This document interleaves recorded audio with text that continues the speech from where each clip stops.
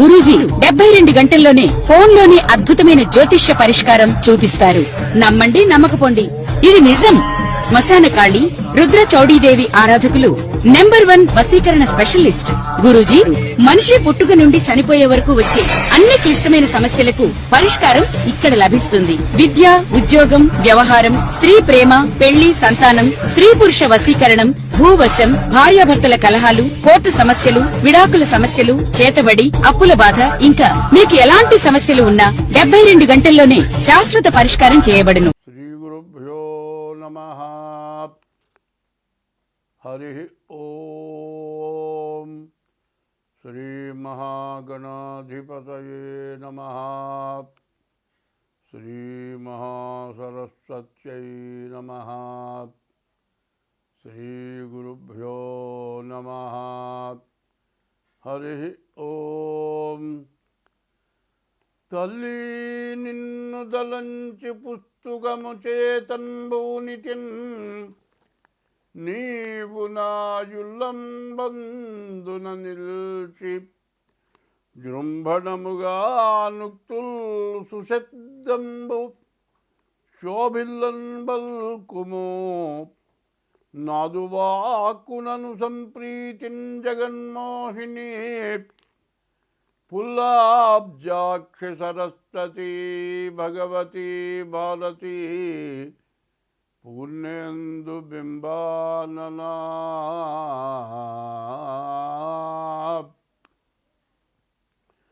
అరయన్ శంతను పుత్రుపై, విదురుపై, అక్రూరుపై, గుబ్జపై, నరుపై, ద్రౌపదిపై, కుచేలునిపయన్నందవ్రజశ్రేణిపై, పరగంగల్గు భవత్కృపారసమునాపై కొంతరానిమ్ము, నీ చరణాబ్జంబుని నమ్మినాడ జగదీశా.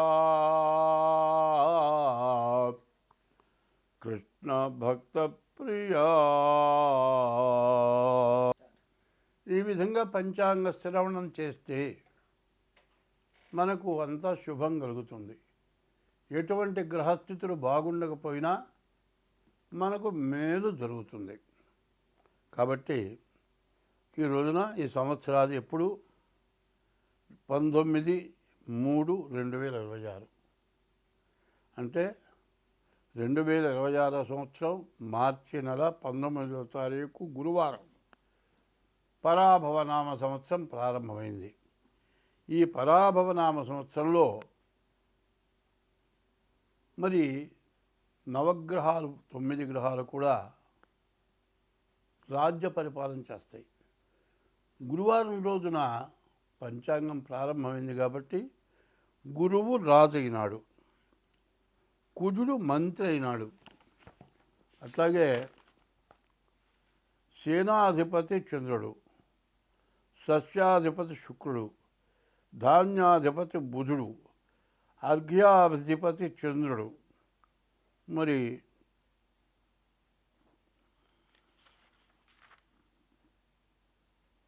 అర్ఘ్యాధిపతి చంద్రుడు, మేఘాధిపతి చంద్రుడు, రసాధిపతి సూర్యుడు, నీరసాధిపతి శుక్రుడు.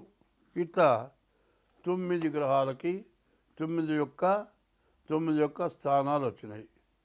మరి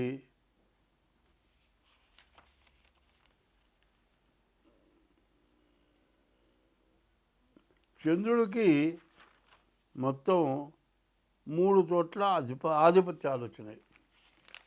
మరి సూర్యుడు, మరి గురువు రాజు అవటం, గురువు బ్రాహ్మణ గ్రహం కాబట్టి అంతా మేలు జరగటానికి అవకాశం ఉంది.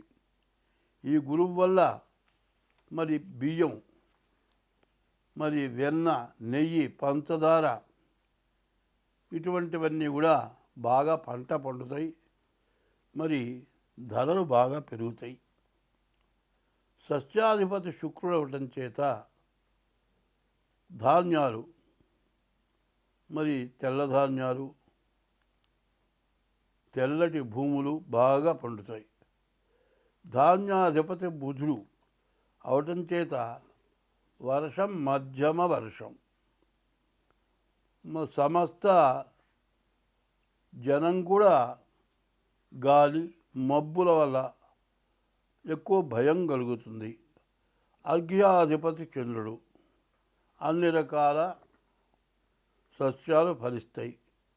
తేనె, రసములు, ఉప్పు, మణులు, శంఖములు, చేపలు, గోధుమలు, ఆహార ధాన్యాలు, వస్త్రాలు, జొన్నలు, సజ్జలు, పంచదార, బెల్లం, పెట్రోలు, ఇతర నూనెలు, వెన్న, నెయ్యి, పాలు, పెరుగు, తమలపాకులు, వెండి, బంగారం బాగా దొరుకుతుంది. మేఘాధిపతి కూడా చంద్రుడు. సర్వదేశములందు కూడా మంచి వర్షం కురుస్తుంది. ధాన్యాలన్నీ కూడా బాగా ఫలిస్తాయి. గోవులు బాగా పాలిస్తాయి. గోవులు సుభిక్షంగా ఉంటాయి. గోబ్రాహ్మణేభ్య శుభమస్తు నిత్యం, లోకా సమస్త సుఖినో భవంతు. గోవు బ్రాహ్మడు ఎప్పుడు కూడా బాధ లేకుండా సుఖంగా సంతోషంగా జీవిస్తే లోకం మొత్తం బాగుంటుంది అని. మరి గోవులు బాగా పాలిస్తాయి. మరి సూర్యుడు రసాధిపతి. నెయ్యి, నూనె, బెల్లము, తేనె, వేరుశనగ, కొబ్బరి నూనె, ఆముదం, అవిసె నూనె, నువ్వుల నూనె, చింతపండు, నిమ్మ, నారింజ, మామిడి ఇటువంటివన్నీ కూడా బాగా ఫలిస్తాయి. నీరసాధిపతి శుక్రుడు. కర్పూరం, అగరు, చందనం, బంగారం, వెండి, ముత్యాలు, వస్త్రాలు బాగా దొరుకుతాయి. కొంచెం ధరలు మాత్రం పెచ్చుగా ఉంటాయి. ఇది నవనాయకుల యొక్క ఫలితం. అయితే ఇంకొక విషయం మనం పూర్తిగా తెలుసుకోవాలి. 27 నక్షత్రాలు ఉన్నాయి. ఈ 27 నక్షత్రాలని కూడా 3 భాగాలు చేస్తున్నాం. అంటే 3 భాగాలు, ఒక్కొక్క నక్షత్రాన్ని 3 భాగాలు. అంటే సంవత్సరానికి 3 భాగాలంటే 4 నెలలు ఒక భాగం. 4 3 12 నెలలు. మొదటి భాగం 4 నెలలు, రెండవ భాగం 4 నెలలు, మూడవ భాగం 4 నెలలు. అట్లాగే అశ్విని దగ్గర నుంచి రేవతి వరకు 27 నక్షత్రాలకి కందాయాలు అంటారు. ఈ 3 కందాయాలు, మొదటి కందాయం 4 నెలలు, రెండవ కందాయం 4 నెలలు, మూడవ కందాయం 4 నెలలు, 12 నెలలు కూడా ఎట్టా ఉంది చూద్దాం. అశ్విని నక్షత్రం విషమే శ్రద్ధలాభస్యాత్. బేసి సంఖ్య వస్తే అర్ధలాభం. సమేతు సమతా భవేత్. సరి సంఖ్య వస్తే వచ్చే ఆదాయం ఖర్చు సమానం. విషమే శ్రద్ధలాభస్యాత్, సమేతు సమతా భవేత్. తర్వాత ఇప్పుడు అశ్విని నక్షత్రం 4, 2, 4 మొత్తం సమానమైన సంఖ్య వచ్చింది. కాబట్టి వచ్చే ఆదాయం ఖర్చు సమానం. అట్లాగే భరణి నక్షత్రం మొదటి కందాయం 7, రెండో కందాయం 0, మూడో కందాయం 2. మరి 7, 2, 9 వచ్చింది. వచ్చే ఆదాయంలో సగం లాభం. కానీ మధ్య కందాయం 0 వచ్చింది. 0 వస్తే ఏమిటి? మధ్యశూన్యే మనోవ్యధ. మధ్య కందాయంలో 0 వస్తే మనోవ్యాకులత. మూడవది కృత్తికా నక్షత్రం 3 వచ్చింది. బేస్ సంఖ్య, ఆదాయంలో సగం లాభం. చివరి కందాయం 0 వచ్చింది. అంత్యశూన్యే ఫలం స్వల్పం. చివరి కందాయం 0 వస్తే వచ్చే ఫలితం తక్కువ. రోహిణి నక్షత్రం చూద్దాం. రోహిణి నక్షత్రానికి వచ్చేప్పటికల్లా 5, 2, 3 మొత్తం 10. సమేతు సమతా భవేత్. వచ్చేది ఖర్చు సమానం. తర్వాత ఆర్ద్ర నక్షత్రం 3, 1, 4, 4, 8 మరి సమసంఖ్య వచ్చింది. ఈ సమసంఖ్య వచ్చే ఆదాయం ఖర్చు సమానం. పునర్వసు నక్షత్రం ఇది కూడా 10, 6, 2, 2 10 వచ్చింది. 6, 4, 10. ఈ 10 కూడా సమేతు సమతా భవేత్, వచ్చే ఆదాయం ఖర్చు సమానం. పుష్యమి 1 2 2, ఇది 5 వచ్చింది. ఇది బేసి సంఖ్య. మరి విషమే శ్రద్ధలాభశ్చాత్, మరి బేసి సంఖ్య వచ్చే ఆదాయంలో సగం మిగులుతుంది. ఆశ్లేష నక్షత్రం ఉంది. మొదటిది 4 2 1 3 3, మొత్తం 8. వచ్చే ఆదాయం ఖర్చు సమానం. మఖ నక్షత్రం ఉంది. మొదటి కందాయం 7, రెండవ కందాయం 2, మూడవ కందాయం 1, ఇది కూడా 10 వచ్చింది. సమేతు సమతా భవేత్, వచ్చే ఆదాయం ఖర్చు సమానం. పుబ్బా నక్షత్రం ఉంది. మొదటి కందాయం 2, రెండవ కందాయం 0, మూడవ కందాయం 4, మొత్తం 6 సమసంఖ్య వచ్చింది కాబట్టి వచ్చే ఆదాయం ఖర్చు సమానం. మధ్య శూన్య మనోవ్యధ, మధ్య కందాయం 0 వచ్చింది కాబట్టి మనోవ్యాకులత ఎక్కువగా ఉంటుంది. తర్వాత ఉత్తరా నక్షత్రం. ఉత్తరా నక్షత్రం 5 1 2, 5 3 8, వచ్చే ఆదాయం ఖర్చు సమానం. హస్త నక్షత్రం వచ్చేప్పటికల్లా మరి మొదటి కందాయం 0, మూడవ కందాయం 0, మధ్యలో 2, వచ్చే ఆదాయం ఖర్చు సమానం. మరి మొదటి కందాయం ఆదిశూన్యే మానవ వ్యాధి, మరి ఆ మొదటి కందాయం 0 మనోవ్యాధి, అంత్యశూన్యే ఫలం స్వల్పం. మరి చివరి కందాయం 0, మరి వచ్చే ఫలితం స్వల్పం. మొదటి కందాయం 0 ఉంటే వ్యాధి. చిత్తా నక్షత్రం వచ్చింది. చిత్తా నక్షత్రానికి వచ్చేప్పటికల్లా 3 3 6 వచ్చింది. మధ్య కందాయం 0, మధ్య శూన్య మనోవ్యాకులత ఎక్కువగా ఉంటుంది. వచ్చే ఆదాయం ఖర్చు సమానం. స్వాతి నక్షత్రం వచ్చింది. 6 1 1, మొత్తం 8 వచ్చింది. ఇది వచ్చే ఆదాయం ఖర్చు సమానం. విశాఖ నక్షత్రం వచ్చింది. మరి 1 2 4, 4 3 7 వచ్చింది కాబట్టి వచ్చే ఆదాయంలో సగం ఆదాయం మిగులుతుంది. అనురాధ నక్షత్రం 4 2 6 వచ్చింది. వచ్చే ఆదాయం సమానం, వచ్చే ఆదాయం ఖర్చు సమానం. మధ్య శూన్యం వచ్చింది. మధ్య కందాయం 0 వచ్చింది కాబట్టి మనోవ్యాకులత ఎక్కువగా ఉంటుంది. జ్యేష్ఠ నక్షత్రం వచ్చేప్పటికల్లా 8 వచ్చింది కాబట్టి వచ్చే ఆదాయం ఖర్చు సమానం. చివరి కందాయం వచ్చేప్పటికల్లా 0 వచ్చింది కాబట్టి అంత్యశూన్యే ఫలం స్వల్పం. నువ్వు చేసే కష్టానికి ఫలితం చాలా తక్కువగా వస్తుంది. మూలా నక్షత్రం సమసంఖ్య వచ్చింది. వచ్చే ఆదాయం ఖర్చు సమానం. పూర్వాషాఢ నక్షత్రం కూడా 6 వచ్చింది. వచ్చే ఆదాయం ఖర్చు సమానం. మధ్యగంధాయం 0 వచ్చింది కాబట్టి మనోవ్యాకులత ఎక్కువగా ఉంటుంది. ఉత్తరాషాఢ నక్షత్రం వచ్చేప్పటికల్లా మొదటి కందాయం 0, మరి ఆదిశూన్యే మనోవ్యాధి. మొదటి కందాయంలో 0 వస్తే వ్యాధి. బేసి సంఖ్య వచ్చింది కాబట్టి వచ్చే ఆదాయంలో సగం ఖర్చు సగం మిగులుతుంది. శ్రవణ నక్షత్రం వచ్చేప్పటికల్లా బేసి సంఖ్య వచ్చింది కాబట్టి వచ్చే ఆదాయంలో సగం మిగులుతుంది. ధనిష్ట నక్షత్రం సమసంఖ్య 6 వచ్చింది కాబట్టి వచ్చే ఆదాయం ఖర్చు సమానం. అయితే రెండో కందాయం మూడో కందాయం 0 వచ్చినాయి. మధ్యశూన్యే మధ్యకందాయం 0 వస్తే మనోవ్యాకులత. అంత్యశూన్యే ఫలం స్వల్పం. చివరి కందాయం 0 రావటం. వచ్చే ఫలితం చాలా తక్కువ. శతభిష నక్షత్రం వచ్చింది. 1 1 3, మొత్తం 5 వచ్చింది కాబట్టి బేస సంఖ్య వచ్చే ఆదాయంలో సగం మిగులుతుంది. మరి పూర్వాభాద్ర నక్షత్రం 4 2 1, మొత్తం 7 వచ్చింది కాబట్టి ఈ పూర్వాభాద్ర నక్షత్రం కూడా వచ్చే ఆదాయంలో సగం మిగులుతుంది.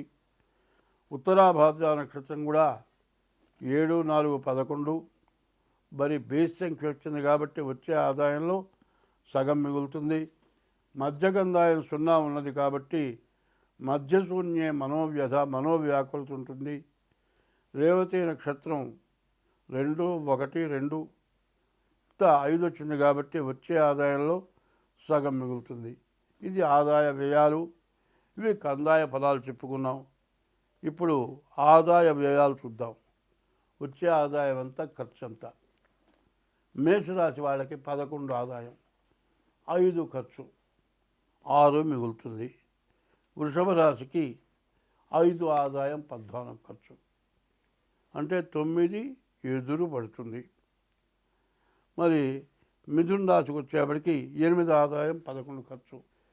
మూడో రాశి మిథున రాశి, 8 ఆదాయం 11 ఖర్చు, అంటే 3 ఎదురు అప్పు తేవాలి. కర్కాటక రాశి 2 ఆదాయం 11 ఖర్చు, 9 బాకీ. సింహరాశి 5 ఆదాయం 5 ఖర్చు, వచ్చే ఆదాయం ఖర్చు సమానం. మరి కన్యారాశి 8 ఆదాయం 11 ఖర్చు, అంటే 3 అప్పు. 7 తులారాశి 5 ఆదాయం 14 ఖర్చు, 9 బాకీ. మరి వృశ్చిక రాశి 8 వృశ్చిక రాశి 11 ఆదాయం 5 ఖర్చు, అంటే 6 మిగులుతుంది. ధనస్సు రాశి 14 ఆదాయం 11 ఖర్చు, 3 మిగులుతుంది. 10 మకర రాశి 2 ఆదాయం 8 ఖర్చు, కాబట్టి 6 మిగులుతుంది. 11 కుంభరాశి 2 ఆదాయం 8 ఖర్చు, అంటే 6 అప్పు చేయాలి. మరి 12 మీనరాశి 14 ఆదాయం 11 ఖర్చు, 3 బాకీ తేలుతుంది. ఇది ఆదాయ వ్యయాలు. చివరిది రాజపూజ్యం రాజావమానం. అవమానం ఎంత? మంచి అనిపించుకోవడం ఎంత, చెడు అనిపించుకోవడం ఎంత? మంచివాడుగా పూజింపబడటం ఎంత, చెడువాడుగా తిట్లు తింటం మరి బాధలు పడటం ఎంత అనేది తేలుతుంది. మేషరాశి 11 రాజపూజ్యం, 5 రాజావమానం. 11 చోట్ల పూజింపబడతారు, 5 చోట్ల అవమానపడతారు. 2 వృషభ రాశి 5 రాజపూజ్యం, 5 చోట్ల పూజింపబడతారు, 14 చోట్ల అవమానింపబడతారు. మిథున రాశి 8 చోట్ల పూజింపబడతారు, 11 చోట్ల మరి అవమానపడతారు. కర్కాటక రాశి 2 చోట్ల పూజింపబడతారు, 11 చోట్ల అవమానింపబడతారు. 5 సింహరాశి 5 చోట్ల పూజింపబడతారు, 5 చోట్ల అవమానపడతారు. 6 కన్యారాశి 8 చోట్ల పూజింపబడతారు, 11 చోట్ల అవమానపడతారు. 7వ రాశి తులారాశి, తులారాశికి 5 చోట్ల పూజింపబడతారు, 14 చోట్ల అవమానపడతారు.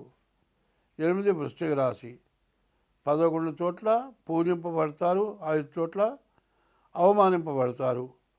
9 ధనస్సు రాశి 14 చోట్ల పూజింపబడతారు, 11 చోట్ల అవమానింపబడతారు. 10 మకర రాశి 2 చోట్ల పూజింపబడతారు, 8 చోట్ల అవమానింపబడతారు. 11 కుంభరాశి 2 చోట్ల పూజింపబడతారు, 8 చోట్ల అవమానింపబడతారు. మీన రాశి 14 చోట్ల పూజింపబడతారు, 11 చోట్ల అవమానింపబడతారు. 2026వ సంవత్సరం, ఈ సంవత్సరం పరాభవనామ సంవత్సరం. మా సింహరాశి 5వ రాశి సింహరాశి ఫలితాలు చెప్పుకుందాం. ఈ సింహరాశికి వచ్చేప్పటికల్లా గురువు ఒక్కడు బాగున్నాడు, శని కుజుడు పూర్తిగా బాగాలేరు. విపరీతమైన ఖర్చులు, యాక్సిడెంట్లు, దెబ్బలు తగలటం, చేసే ఉద్యోగంలోంచి పరాభవం, ఉద్యోగం నుంచి బయటికి రావాల్సి వస్తుంది. బుధుడు బాగున్నాడు, వ్యాపారం బాగుంటుంది. శుక్రుడు బాగున్నాడు, వివాహాది శుభకార్యాలు జరుగుతాయి. గురువు బాగున్నాడు, విద్య, ఉద్యోగం, విదేశీయానం ఇవన్నీ కూడా బాగుంటాయి. ఈ శని అష్టమం, సప్తమ కుజుడు, చెప్పరాని బాధలు ఎక్కువ ఉంటాయి. భార్యాభర్తలకి వియోగం, భార్యాభర్తల్లో కలహాలు, వెళ్ళిపోయే పరిస్థితులు, కోర్టుకెక్కే పరిస్థితులు ఇవన్నీ కూడా ఉంటాయి. కాబట్టి ఈ రాశి వాళ్ళు ఎంత జాగ్రత్త పడితే అంత మంచిది.